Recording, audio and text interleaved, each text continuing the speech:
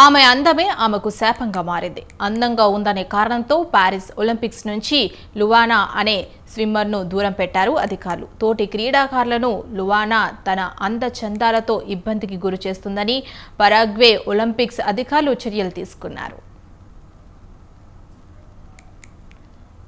అయితే పరాగ్వేకు చెందిన 20 ఏళ్ల స్విమ్మర్ లువానా అలోన్స్ పారిస్ ఒలింపిక్స్ పోటీల్లో పాల్గొన్నారు. జూలై 20న జరిగిన 100 మీటర్ల మహిళా బటర్ఫ్లై సెమీఫైనల్ పోటీల్లో ఆమె ఓడిపోయారు. అయితే సెమీఫైనల్స్లో ఓడిపోయిన ఒలింపిక్స్ ముగిసే వరకు పారిస్లోనే ఉండేందుకు ఆమెకు పరాగ్వే బృందం అనుమతి ఇచ్చింది.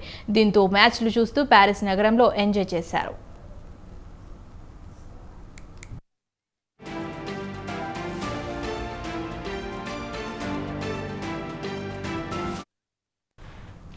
ఈ క్రమంలో లువానా స్విమ్ సూట్లతో కనిపిస్తూ అందరి దృష్టిని ఆకర్షించారు. ఆమెకు భారీ ఫ్యాన్స్ ఫాలోయింగ్ ఏర్పడింది. దీంతో లువానా తన అందంతో పరాగ్వే క్రీడాకారుల దృష్టి మరల్చుతోందని భావించిన ఆ దేశ ఒలింపిక్స్ బృందం చర్యలు తీసుకుంది. ఇక ఉన్న పలంగా లువానాను సొంత దేశానికి పంపించింది.